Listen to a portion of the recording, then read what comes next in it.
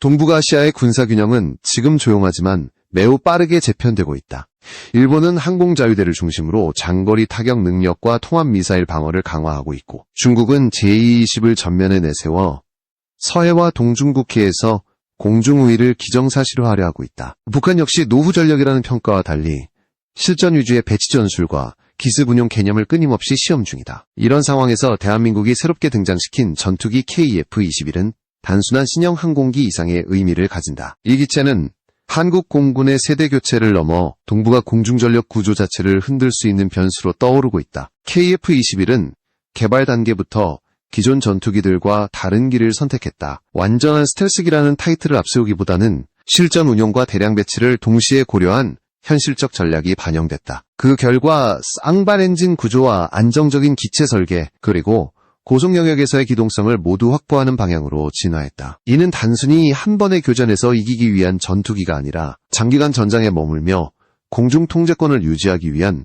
플랫폼이라는 점을 분명히 보여준다. 특히 주목해야 할 부분은 KF-21이 등장한 장소와 상황이다. 지금까지 동해와 서해의 공중 통제는 미군 전력과 연합작전에 크게 의존해왔다. 하지만 KF-21의 실전 배치가 본격화되면 한국은 독자적인 감시, 요격, 대응체계를 한 단계 끌어올릴 수 있는 기반을 갖게 된다. 이것은 단순히 전투기한 기종이 추가되는 문제가 아니라 작전 개념 자체가 바뀐다는 뜻이다. KF-21이 상징적인 이유는 또 있다. 이 전투기는 처음부터 한국이 주도해 개발한 항공 플랫폼이라는 점에서 정치적 메시지를 동시에 담고 있다. 특정 국가의 기술에 전적으로 의존하지 않고 핵심 시스템을 스스로 통제할 수 있다는 점은 주변국들에게 명확한 신호를 보낸다. 한국은 더 이상 방어 위주의 항공 전력에 머무르지 않으며 상황에 따라 주도적으로 공중 질서를 설정할 수 있는 국가로 이동하고 있다는 메시지다. 동북아에서 공중 전력은 단순한 무력 과시 수단이 아니다. 레이더와 센서, 그리고 정보 처리 능력은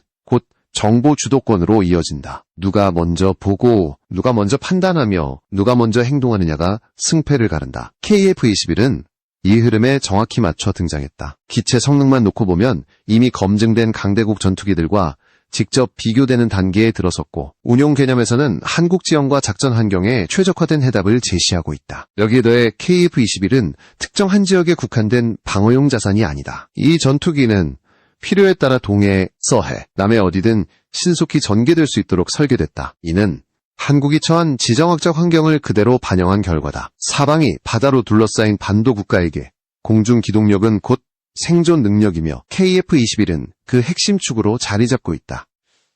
이제 주변국들이 KF-21을 주의 깊게 바라보는 이유도 분명해진다. 이 전투기는 아직 모든 성능이 공개된 상태가 아니며 향후 개량과 무장 통합을 통해 잠재력이 더욱 커질 가능성이 높다. 즉, 지금 보이는 모습이 완성형이 아니라는 점에서 주변국 입장에서는 불확실성과 부담이 동시에 커질 수밖에 없다. KF-21의 진짜 위력은 외형이나 속도가 아니라 보이지 않는 영역에서 시작된다. 현대 공중전에서 승패를 가르는 요소는 누가 더 빨리 발견하고 누가 더 정확하게 상황을 해석하며 누가 먼저 결정을 내리느냐에 달려있다.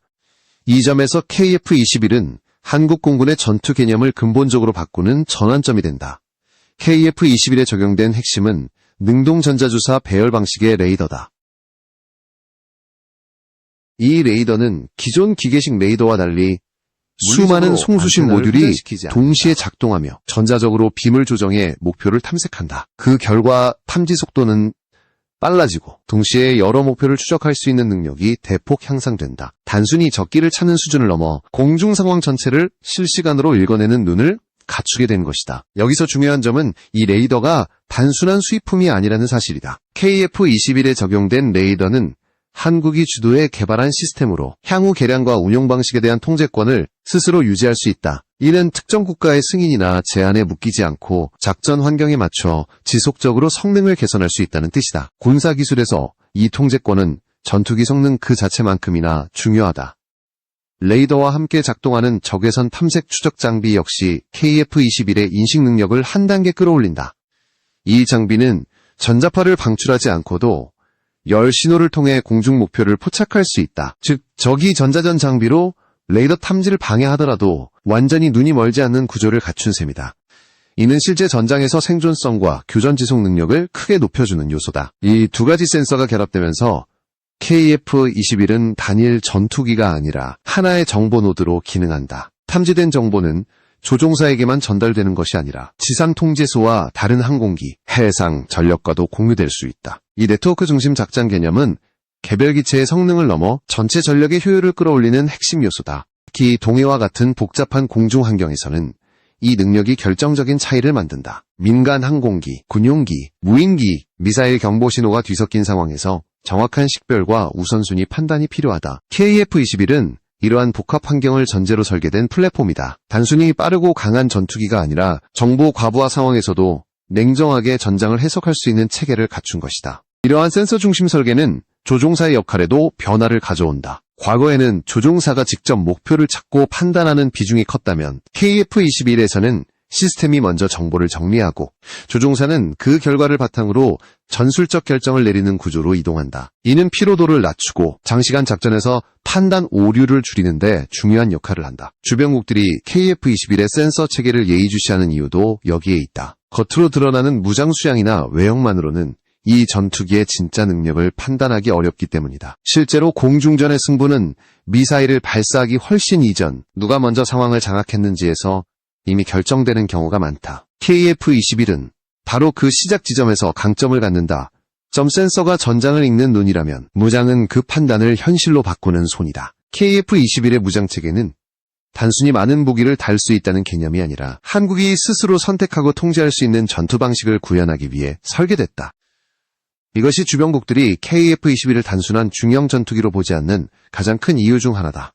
KF-21의 가장 중요한 특징은 한국형 무장체계와의 높은 호환성이다. 기존에 운용 중인 공대공 미사일과 공대지 무장을 안정적으로 통합할 수 있도록 설계됐고 향후 개발될 차세대 무장 역시 구조적으로 수용 가능하도록 여유를 남겨두었다. 이는 특정 무기에 맞춰 전투기를 운용하는 방식이 아니라 전투기에 맞게 무장을 발전시킬 수 있는 주도권을 확보했다는 의미다. 공중전 측면에서 KF-21은 중거리 및 근거리 교전을 모두 고려한 운용 개념을 갖고 있다. 중거리 교전에서는 센서로 확보한 정보 오일을 바탕으로 먼저 탐지하고 먼저 조준하며 먼저 발사하는 흐름을 중시한다. 이는 기체의 기동 성능보다 정보 처리와 연동 능력이 더 중요해지는 현대 공중전의 흐름과 정확히 맞닿아 있다. 반면 근거리 교전에서는 기체의 안정적인 비행 특성과 조종 응답성이 중요한데 KF-21은 이 부분에서도 실전 운용을 염두에 둔 설계를 선택했다. 공대지 타격 능력 역시 KF-21의 전략적 가치를 크게 높여준다. 이 전투기는 단순히 하늘에서 적기를 요격하는 역할에 머물지 않는다. 지상 목표에 대한 정밀 타격 능력을 통해 적의 레이더 기지, 지휘 시설, 미사일 발사 지점을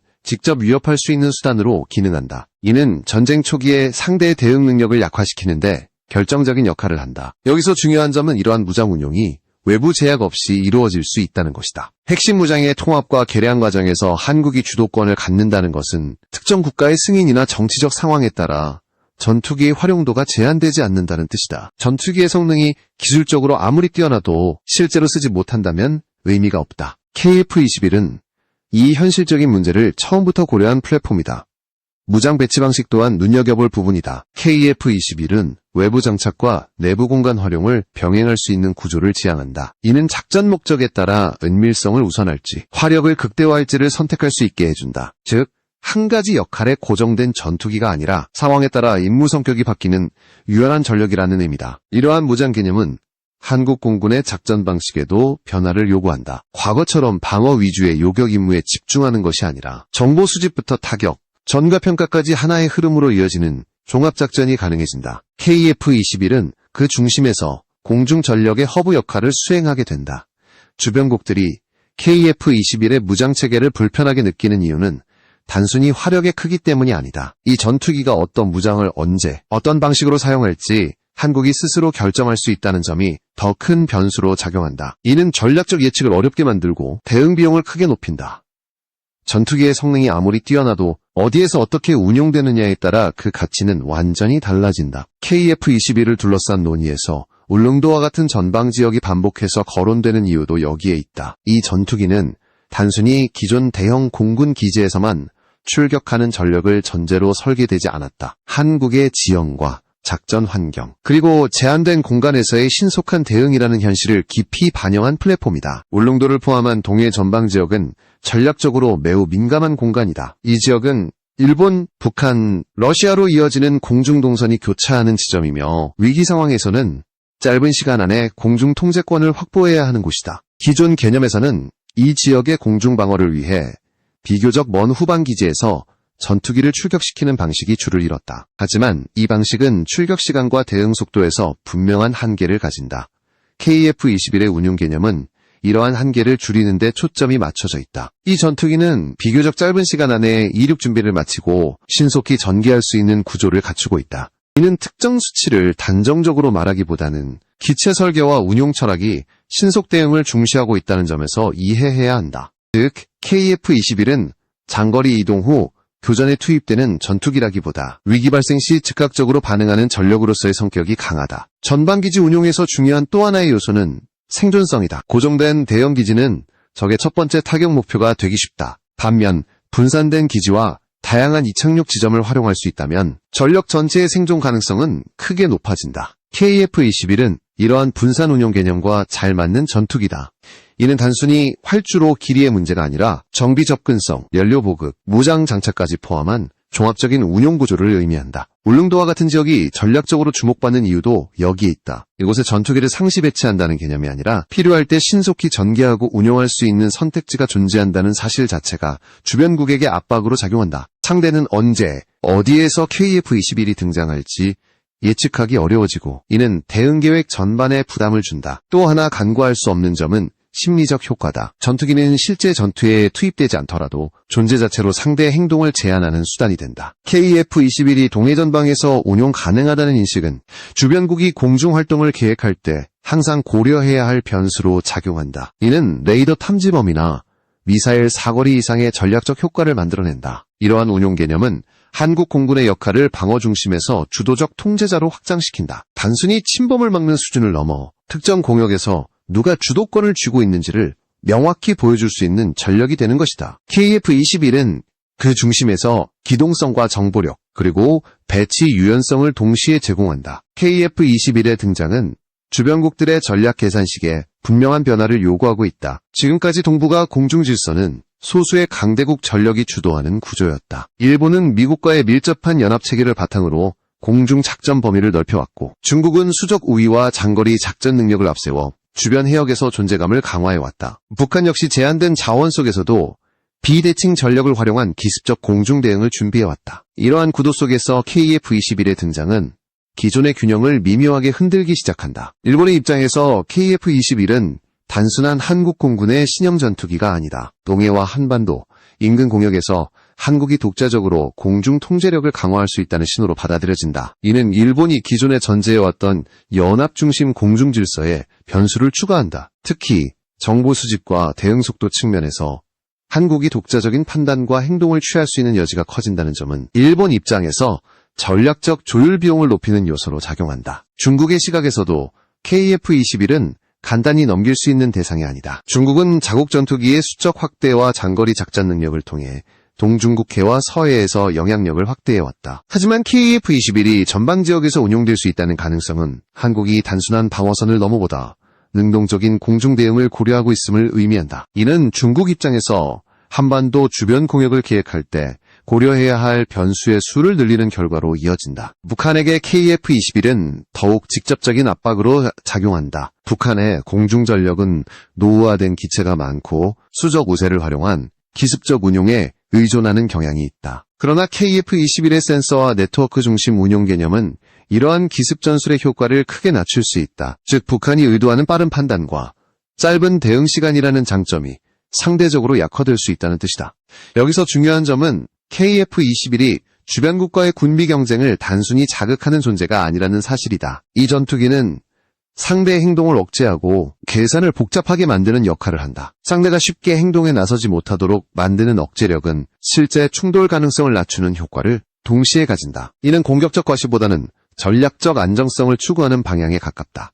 또 하나 주목해야 할 요소는 외교적 파장이다. KF-21은 한국이 독자적으로 개발하고 통제하는 전투기라는 점에서 외교 협상 테이블에서도 새로운 카드로 작용할 수 있다. 특정 지역에서의 공중 안정 유지에 한국이 보다 적극적인 역할을 할 수 있다는 인식은 주변국과의 대화 구조에도 영향을 미친다. 군사력은 단순히 전장에서만 쓰이는 것이 아니라 외교적 발언권을 강화하는 수단이기도 하다. KF-21을 둘러싼 주변국들의 반응은 아직 공개적으로 드러나지 않은 부분이 많다. 하지만 군사 전략은 항상 공개 발언보다 내부 평가에서 더 솔직하게 드러난다. 이 전투기가 완전한 작전 능력을 갖추게 될수록 주변국들의 공중 작전 계획은 더 많은 가정을 포함해야 할 것이다. 그 자체로 KF-21은 이미 전략적 존재감을 확보하고 있다. KF-21을 둘러싼 모든 논의를 종합해보면 이 전투기가 향하는 방향은 단기적 성과보다 장기적 구조 변화에 가깝다. 지금까지의 분석이 개별 성능과 운용 개념, 주변국 반응에 초점을 맞췄다면 마지막으로 살펴봐야 할 것은 KF-21이 앞으로 어떤 위치에 서게 될 것인가 라는 질문이다. 이 질문에 대한 답은 단순히 한국 공군의 전력 목록 안에서 찾기 어렵다.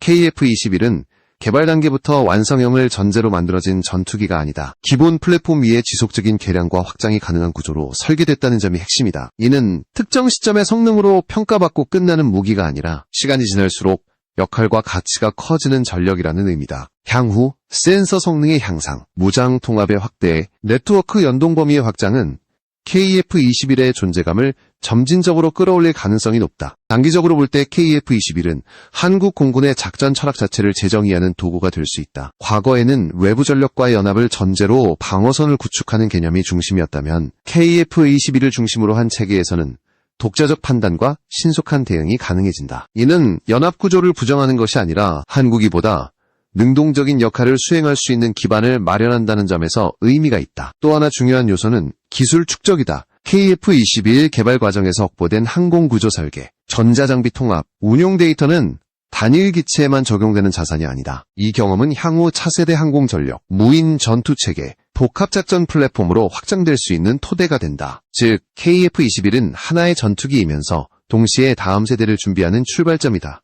국제적 관점에서도 KF-21의 위치는 점차 달라질 가능성이 있다. 특정 국가의 기술에 전적으로 의존하지 않는 전투기라는 점은 향후 협력과 수출 논의에서 유연성을 제공한다. 이는 단순한 경제적 효과를 넘어 한국이 항공방산 분야에서 독자적인 목소리를 낼 수 있는 기반으로 작용한다. 주변국들이 KF-21을 주의 깊게 관찰하는 이유도 여기에 있다. 무엇보다 중요한 점은 KF-21이 만들어내는 심리적 변화다. 이 전투기는 아직 모든 능력을 드러내지 않았지만 이미 존재 자체만으로도 전략 환경에 영향을 미치고 있다. 상대는 항상 이 전투기가 어디에 있고 어떤 임무를 수행할 수 있는지를 고려해야 한다. 이는 실제 충돌이 발생하지 않더라도 행동의 폭을 제한하는 효과를 낳는다. 구 KF-21의 의미는 숫자로 환산하기 어렵다. 몇 대가 배치되었는지, 어떤 무장을 달았는지보다 더 중요한 것은 이 전투기가 한국의 선택지를 얼마나 넓혀주는가라는 질문이다. KF-21은 그 질문에 대해 분명한 답을 제시하고 있다. 한국은 이제 공중전력의 미래를 스스로 설계하고